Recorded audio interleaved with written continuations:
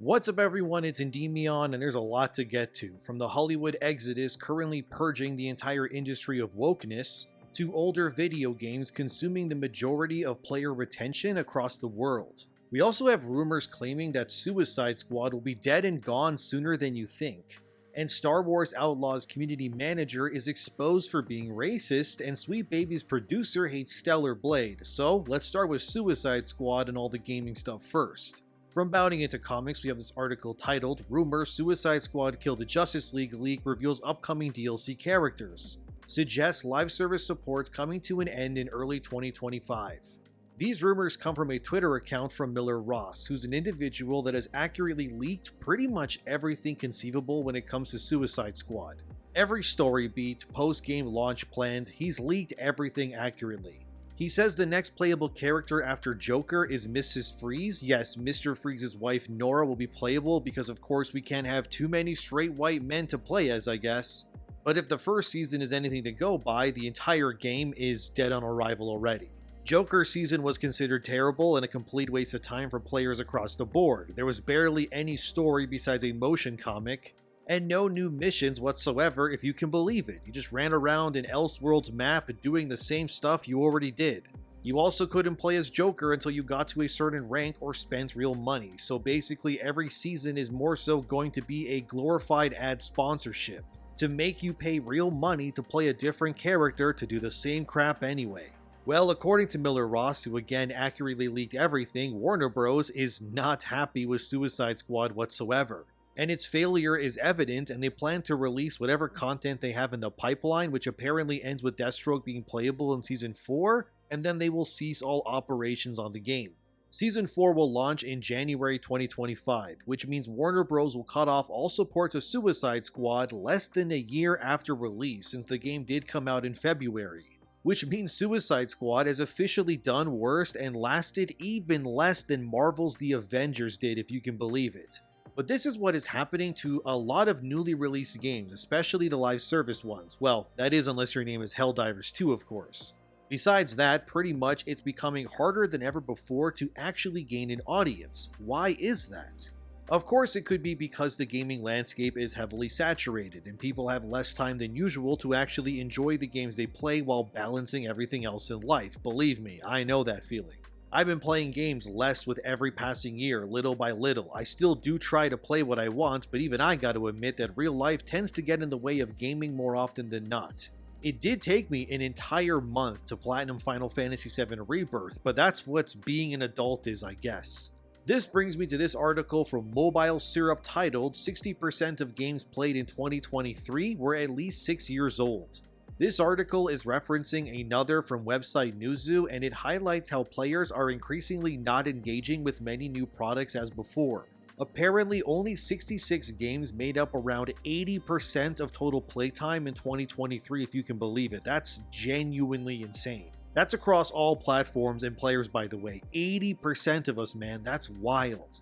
And 30% of that 80 was devoured by just a few titles like Fortnite, Roblox, Minecraft, Grand Theft Auto 5, and League of Legends. One of the only newer titles last year to actually have attributed to a ton of playtime was Call of Duty Modern Warfare 3, which doesn't surprise anyone, and then there's Starfield, which had a very small slice of the pie on Xbox and PC as well. But largely speaking, the fact that over half of the time spent playing video games last year were in older titles is amazing to me. Of course, it falls down to many factors, like players cannot realistically play every new game immediately, and this mentality of course spills over to live service games too.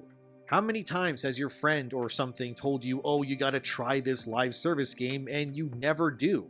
And it's not that you're not interested, it's just that you don't realistically have the time needed to properly experience what all of these live service games have. Most players are probably like me. You look at live service multiplayer games like a job class in Final Fantasy. You pick maybe one or two at best, and then you focus on those, and that's it. For me, the only live service games I've given any real proper time to in the last few years, it's been Fortnite, Destiny 2, and Helldivers 2. That's it. It's hard enough trying to platinum every game I want 100% while doing everything else I gotta do in life. But I think what this article's metrics are proving to me is that players are largely just not very interested in newer titles as much, and for good reason. Suicide Squad, like we just saw, is a casualty of these metrics. It attempted to slice a piece of that pie that's being devoured by Fortnite and Call of Duty, and people did show up to play it in around the hundreds instead of the thousands and potential millions these sorts of games need in order to survive and thrive. I also think that just in general, video games are just far too expensive these days as well, factoring in stuff like inflation and the ever-rising cost of things like rent, not to mention your other bills like electricity, water, your phone, and so on. For a lot of people out there, that doesn't leave much to spend on leisurely activities every month. And in Canada anyway, a new video game here in Alberta is $80, or about $85 with tax. In Ontario, on the East Coast, a new game, when tax is included, it brings the total to around $93. And this is base versions, by the way. Once you factor in deluxe editions or whatever else, these numbers obviously will skyrocket. The problem here is that video games are just far too expensive, and largely speaking, many of the newer titles released in the past few years don't feel worth what they're asking for. And of course, you factor in these insane costs with the fact many video games are being hijacked by crazy political activists, and it's a recipe for disaster. Suicide Squad wasn't only a game that reviewed and sold poorly, but it was also filled to the brim with woke pandering. In terms of ESG, or I guess Bridge as they're calling it now, Suicide Squad was a resounding success to them. It was full of women in power, diversity, and white men dying all over, but in the eyes of the players, it was everything they didn't want and it failed. And you can't really call players racist, since if the sole reason Suicide Squad failed was because of the mysterious racist white male audience out there, that's stupid to suggest. Since there's players of all skin colors and so on, and even they didn't buy Suicide Squad or other woke failures like Alan Wake 2, which still hasn't made a profit by the way, so it seems like by pandering that way, all they did was end up alienating everybody. And it's no wonder to me anyways that over 60% of playtime was dedicated to older titles, cause have you gone back and played some older games? Dude, they're pretty good, I gotta say. Earlier this year I went back and played Batman Arkham Asylum and City. Those games are amazing even to this day. There's no political correctness in it, women are actually sexy and look like women, and Batman isn't emasculated but instead presented as an actual badass resourceful superhero, which is obviously what Batman's supposed to be. I remember back in 2022, after I beat Elden Ring, I went back and I just replayed Dark Souls 1, 2, and 3 and Sekiro, and I managed to platinum them all. Yeah, it took a lot of time. I mean, I spent a good 2 months at least just playing those games again, but man was that insanely fun to do.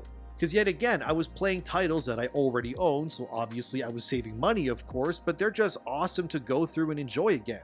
Didn't really enjoy how much farming I had to do for certain items to level up my covenants, mind you, but beyond that I had a lot of fun. And I think what I just said isn't unique at all, since many of you have likely gone and done the same thing. A lot of games these days, like I said, they don't feel worth the money I've spent on it.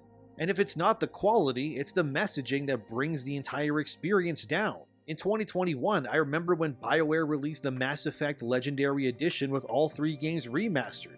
To me, that was my game of the year that year. Sure, I had 100%ed those games before, and I gladly did it again, but playing those games again showed me how cooked most of these new games feel and act. Even now, as I look into the horizons of 2024, what else am I genuinely looking forward to? So far anyway, it's Stellar Blade and Visions of Mana. Beyond that, I'm kind of struggling to pick anything else. Oh yeah, I forgot East Nordics, which does come out near the end of 2024. I want that as well. But in terms of big AAA nonsense, we have stuff like Star Wars Outlaws, which is coming August 30th, 2024. And you can pay more money to play it 3 days early, which is stupid. Just release it 3 days earlier than that, but we know they won't because they know they can squeeze out a little more money out of people that way. But that game already feels tainted because it's made by Ubisoft and they've been injecting woke pandering nonsense into everything they make.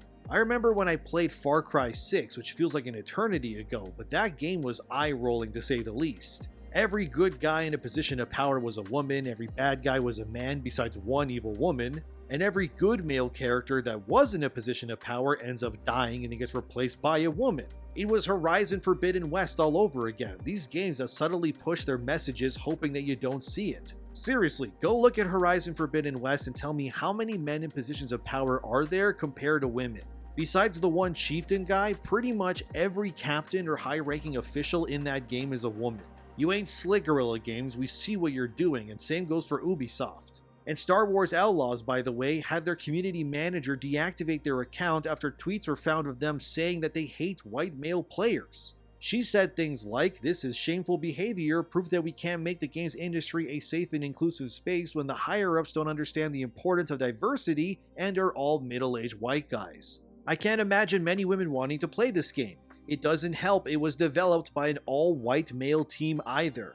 If you're a white dude complaining that diversity being raised is an issue, then people are going to keep raising the lack of diversity until we see change. That shit's got to change, man."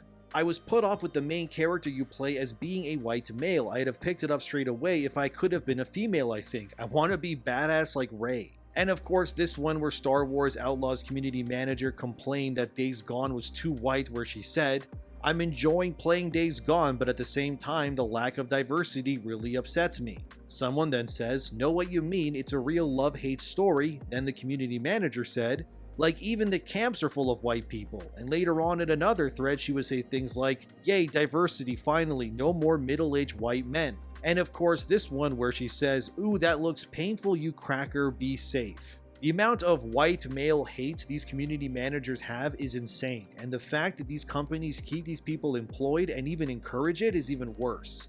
This is the lady that Ubisoft wants representing their big AAA Star Wars open world adventure game, and it saddens me greatly. The fact she even uses cracker, which is a slur by the way, and is still employed, it tells you everything. There is a bias in the industry, and these people are never held accountable ever. She's been doing this for years. And the moment people find out and compile these things, she runs away, protects her account, or delists it completely and hides. And will likely yell that she's being harassed while completely omitting the fact she openly celebrates her disdain and hate of white men across the industry. Not to mention, look at the main character compared to the actor it's based on. They completely westernized the crap out of this main character in Star Wars Outlaw, dude. They made her ugly on purpose. I hate it here.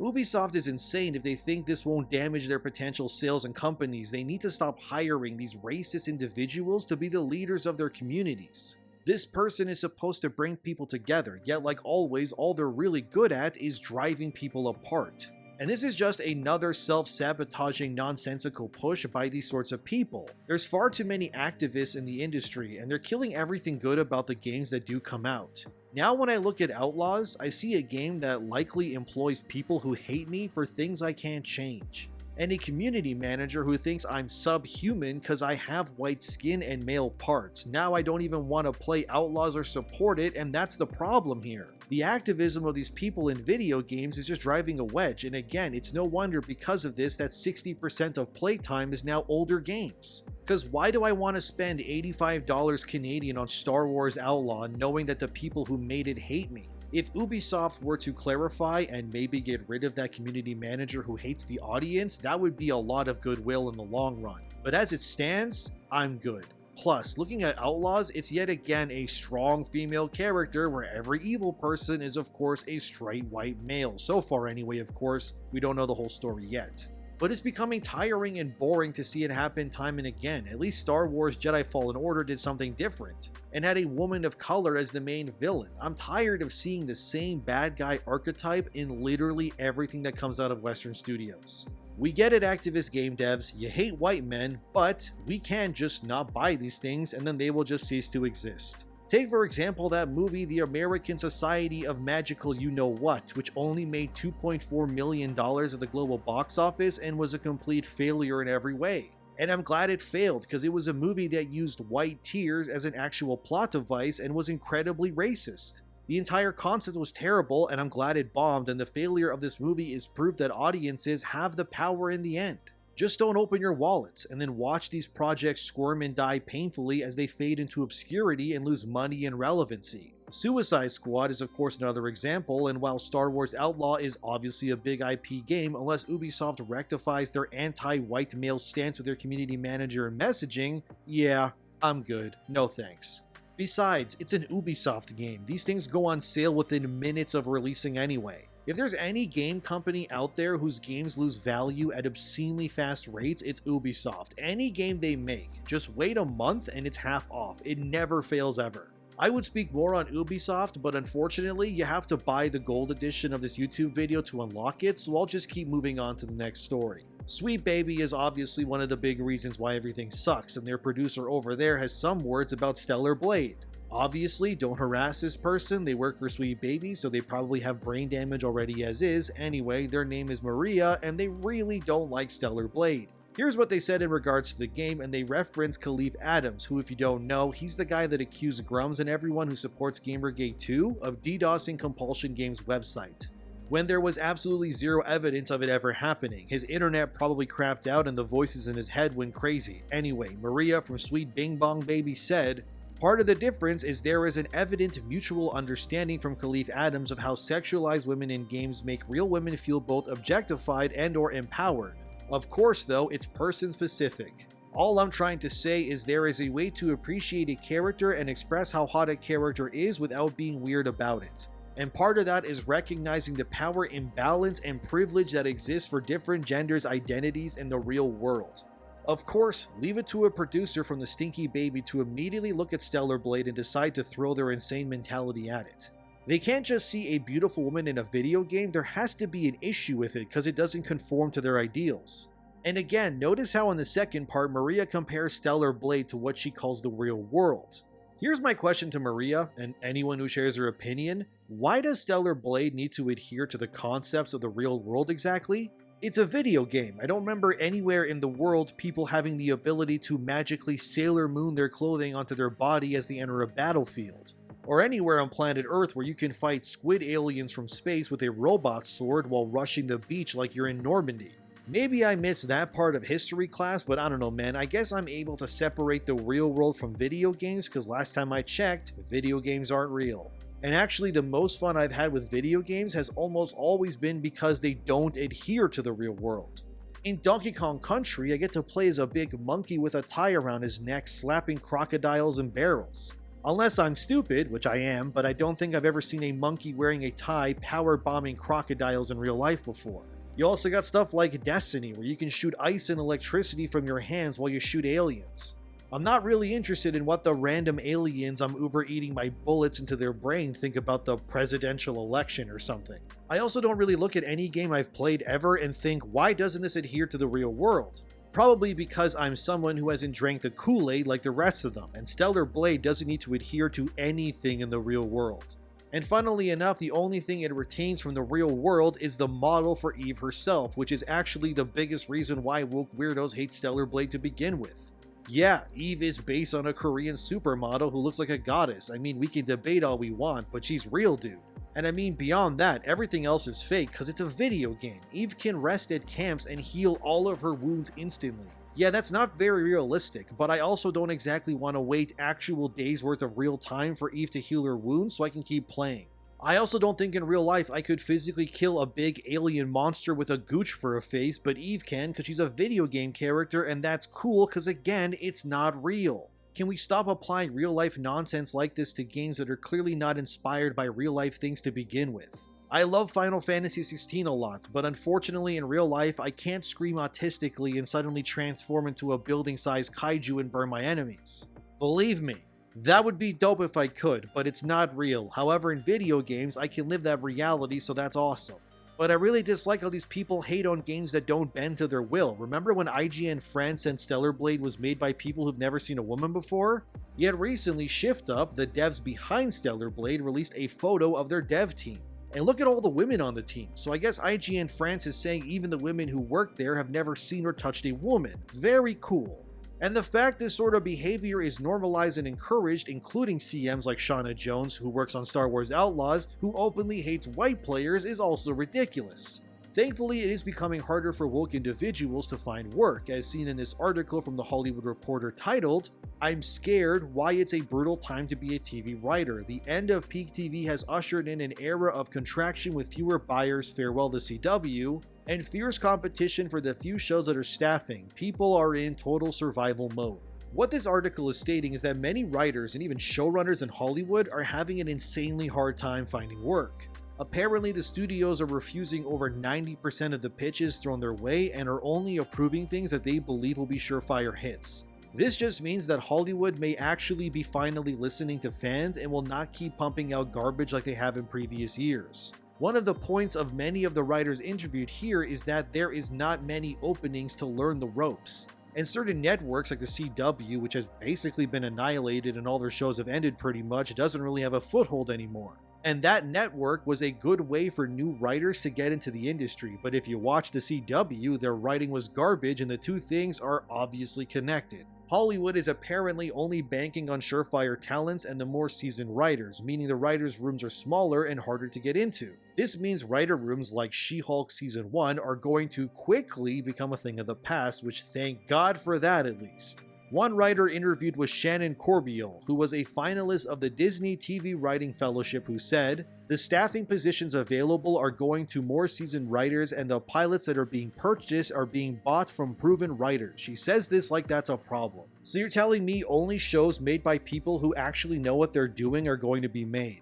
What's the issue here? It's almost as if you need talent and pedigree in order to get things made now. I see this as an absolute win. Looks like the days of diversity hires in Hollywood getting their way may be changing too, with Kido Shimizu, who's worked on stuff like Being Human, Legends of Tomorrow, and Arrow, stating, "For writers who are trying to pay their bills, it's really scary because we only make money if things sell. As a showrunner who is a queer woman of color and I can't get work, that's saying a lot. It's very frustrating." Notice how this Kido Shimizu person just said the quiet part out loud. They say they're a queer person of color and that it should somehow mean they are obligated to have work thrown at them, yet now they can't get into anything. It's almost like your identity doesn't matter when it comes to making things and your talent does. And the fact things are changing in Hollywood means people like this who are just pushing wokeness and diversity nonsense are being kicked to the curb.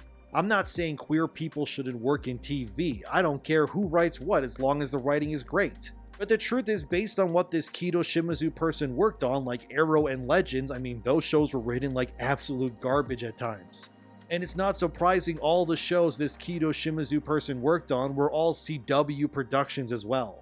So it looks like the woke mind virus is, at least to some degree, being halted or sidelined for the time being. Apparently a lot of these writers who can't find work are turning to other jobs like bartending, Uber Eats, or going into other fields like teaching. But frankly, the Hollywood mass exodus that is currently happening when it comes to writers and what gets made and doesn't is really a collective failure on all fronts.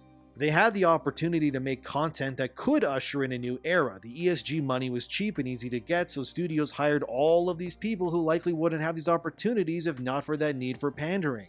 And they got to make their content, and it pretty much failed across the board, and studios are reeling in losses and they need to make profits.